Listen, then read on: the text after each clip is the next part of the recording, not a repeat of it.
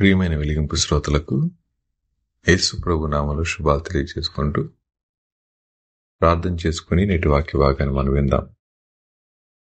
మమ్మల్ని మిక్కిలిగా ప్రేమించిన మా ప్రియ పరలోకపు తండ్రి, మీ ఘనమైన నామానికి వందనాలు చెల్లిస్తా ఉన్నాం ప్రభా. మరొకసారి మీ మాటలు వినడానికి మీరు ఇచ్చిన శ్రేష్టమైన సమయం కొరకే నీకు వందనాలు. ఈ సమయాన్ని మా అందరికీ దీవెనకరంగా చేయమని మా ప్రభువును ప్రియరక్షకుడైన యేసయ్య పుణ్య నామములో మిక్కిలి వినయముగా బ్రతిమాలి అడిగి వేడుకొని ప్రార్థిస్తున్నాము తండ్రి, ఆమేన్. ప్రియ శ్రోతలు అందరూ బాగున్నారా? మరొక వారం దేవుని మాటలు వినడానికి దేవుడు మనకిచ్చిన ఈ శుభ తరుణం కొరకే దేవునికి వందనాలు చెల్లించుకుంటూ నేటి వాక్యంలోకి మనం వెళ్దాం. గత కొన్ని వారాలుగా నోవహు గారి గురించి ఆలోచిస్తూ ఒక దైవికమైన కుటుంబం ఎలా ఉండాలో, లేదా దేవుని యందు భయము భక్తి కలిగిన కుటుంబం ఎలా ఉండాలో మనం మాట్లాడుకుంటూ వచ్చాం. ఈరోజు నోవహు గారి జీవితంలో మరొక మాటను చూసుకొని నోవహు గారి యొక్క అంశాన్ని మనం ముగిద్దాం. ఆదికాండం 7వ అధ్యాయం 1వ వచనం, యెహోవా, ఈ తరము వాటిలో నీవే నా ఎదుట నీతిమంతుడవై ఉండుట చూచితిని కనుక నీవును నీ ఇంటి వారును ఓడలో ప్రవేశించండి. Then the Lord said to Noah, Go into the ark, you and all your household, for I have seen that you are righteous before me in these generations. ఈ వచనాన్ని మనం గతంలో చదువుకున్నప్పటికీ మరొకసారి మనం ఆలోచిస్తూ ఉంటే ప్రభు మనకు నేర్పించే పాఠం ఏంటో చూద్దాం. నోవా విశ్వాసాన్ని బట్టి ఇంతకుముందు చూడని విషయాలను గూర్చి దేవుని చేత హెచ్చరించబడిన వాడై భయభక్తులు కలిగి తన ఇంటి వారి రక్షణ కోసం ఒక ఓడను సిద్ధపరిచేట్టుగా మనకు తెలుసు. సో దీనిలో దేవుడు ఇచ్చిన స్టేట్మెంట్ ఏంటండి అంటే, ఆదికాండం 7:1 ఈ తరం వారిలో నీవే నా ఎదుట నీతిమంతుడు వినుట చూచితిని. అన్ని వేలు లేదా లక్షల జనాల మధ్యలో నోవా గారు ఎలా అలా ఉండగలిగారు? దేవుడు ఏమన్నారండి అంటే, నా ఎదుట నీతిమంతుడు ఉంట చూచితిని అనే మాట. ఈ నీతిమంతుడిగా ఉండటం అనే మాటకి అర్థం ఏంటండి అంటే, అప్పటికి దేవుని మాటకు సంపూర్ణంగా లోబడటమని. అప్పటికి తెలిసిన దేవుని మాట ఏంటండి అంటే, ఓడ చేయి. ఎలా చేయాలి, ఎందుకు చేయాలి, ఆ ప్రశ్నలు వేసుకుంటే ప్రభు ఆన్సర్ ఇచ్చారు. పలానా చెక్క తీసుకుని చేయాలి, ఎందుకు చేయాలి, జలప్రళయం రాబోతుందని చెప్పారు. ఈ రెండు మనం ఆలోచించినప్పుడు నోవా ప్రశ్నించిన దాఖలాలు లేవు, మనం ధ్యానం చేసుకున్నాం. అయితే సంపూర్ణంగా అప్పగించుకొని దేవుడు చెప్పినట్లుగా చేశారు. మనం ఇది నన్ను ఆలోచించవలసిన విషయం. దేవుని వాక్యం మనకి తెలిసిన మేర ఆ తెలియబడజేసిన వాక్యానికి మనం ఎంతవరకు విధేయత చూపిస్తా ఉన్నాము అనే దాని మీదే నీతి అనేది ఆధారపడి ఉంటుంది అని ఒక వ్యాఖ్యానం. దేవుని వాక్యం మనకు అర్థమైనంత మేర దేవుడు వద్దు అన్నది వదిలేయడం, చెయ్యమన్నది ఆలోచించకుండా చేయగలగడం, ఈ రెండు మన కనుల ముందుంటే, ఆయన చెప్పింది చేసి వద్దన్నది మానేస్తే అది నీతిగా ఎంచబడినప్పుడు మన కుటుంబాల్లో మనం చేసే పనులు కానీ చెప్పేవి కానీ ఎంతవరకు దేవుని సంతోషపరుస్తుంది అంటున్నారు. సామెతల గ్రంథం 14వ అధ్యాయం,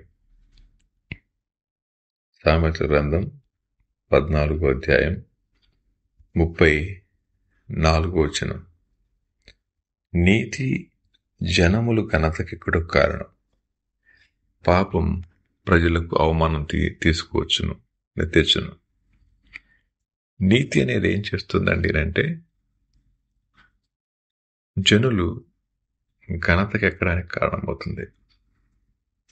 ప్రియ శ్రోతలు, ఏ వ్యక్తులైతే వారి జీవితాల్లో, వారి కుటుంబ జీవితంలో వాక్యానికి అర్థమైనంత మేర, వాక్యం వారికి తెలిసినంత మేర ఎవరైతే లోబడగలుగుతారో వారు ఘనతకెక్కుతారు అని వాక్యం చెప్తుంది.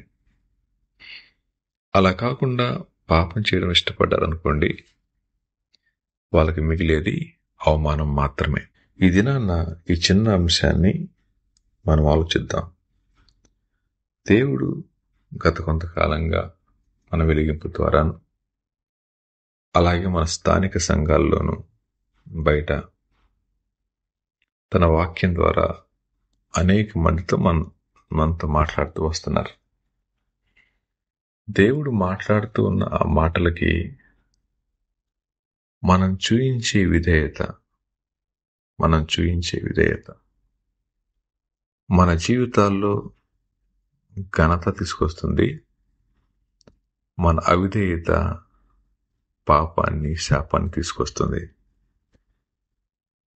ఒకవేళ శాపగ్రస్తమైన జీవితాన్ని మనం జీవిస్తూ ఉన్నట్లయితే మనం అర్థం చేసుకోవాల్సింది, దేవుని యొక్క వాక్యం మనకెంత మేర అర్థమైందో అర్థమైన దానికి అప్పగించుకుని లోబడకపోవడమే అనే విషయం గుర్తుపెట్టుకుందాం.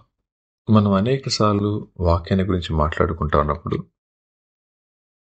చిన్న సంగతే కదా, చిన్న విషయమే కదా అనే మాటని తరచుగా వాడుతూ ఉంటాం. దేవుడు మాట్లాడిన మాటల్లో,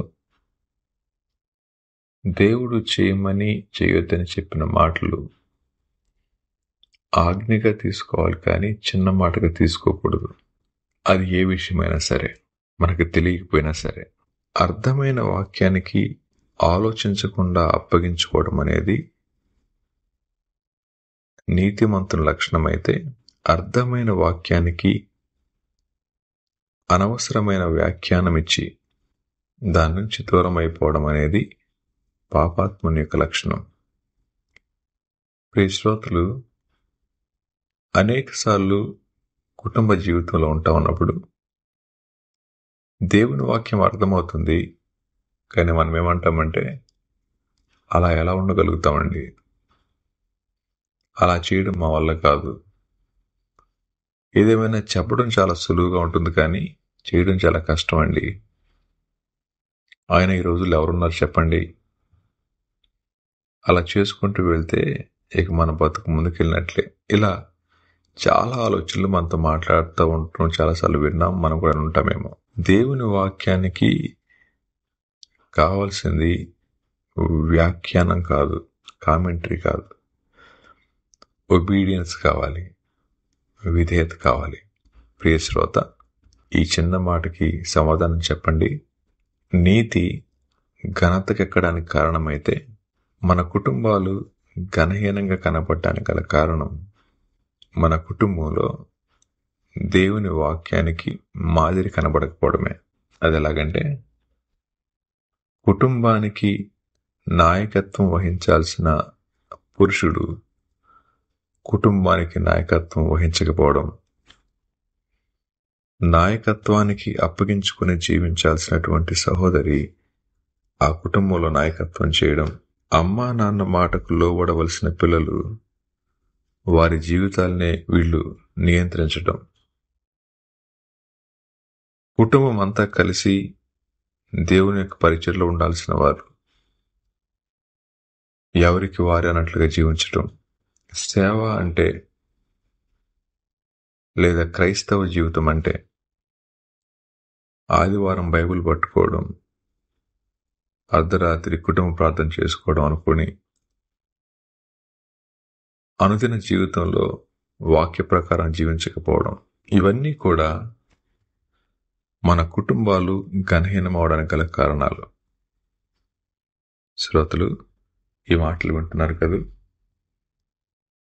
ఈ దినాన్న ప్రభు మనందరితో మాట్లాడుతున్న మాట, వాక్యం తెలిసిన మేర మనం లోబడకపోతే తెలియని వాటికి ఎలా లోబడతాం? దేవుడు నోవహు గారితో చెప్పిన మాట మనం విన్నాం కదా, ఆదికాండం 7:1 యెహోవా, ఈ తరము వారిలో నీవే నా ఎదుట నీతిమంతుడవై ఉండుట చూచి తినే మాట. సో దేవుడు సర్చ్ చేస్తా ఉన్నారు, దేవుడు చూస్తా ఉన్నారు. ఆయన చూసేది రూపాన్ని కాదు, గుణాన్ని. నేటి క్రైస్తవ కుటుంబాలు మార్చుకుంటా ఉంది రూపాన్ని, మార్చుకుంటా ఉంది భాషని, కానీ మార్చుకోవలసింది గుణాన్ని. ఎవరు తమ గుణాన్ని సక్రమ చేసుకుంటారో, దేవునికి ఇష్టరీతిగా జీవించగలుగుతారో, అటివారి కుటుంబ పక్షాన దేవుడు ఏ కార్యం చేయక మానడు. కాబట్టి ఈ చిన్న ఆలోచనని, ఈ చిన్న తలంపుని మనం ఆలోచించుకుంటూ, తెలిసినంత మేర వాక్యానికి లోబడగలుగుతున్నానా లేదు? లోబడగలిగితే మీరు తప్పకుండా దీవించబడిన వారు అవుతారు. ఒకవేళ లోబడకపోతే ఇక నుంచైనా లోబడుతూ యెహోవా దృష్టిలో ఘనతకి ఎక్కగలగడానికి, తద్వారా కుటుంబం దీవించబడటానికి మన జీవితాలు అనుకూలంగా ఉండేలాగున దేవుని సహాయాన్ని కోరుకుందాం. తిరిగి మరొక వారం మనం కలుసుకునే పర్యంతం దేవుడు మనందరికీ తోడుగా ఉండునుగాక. ఆమేన్.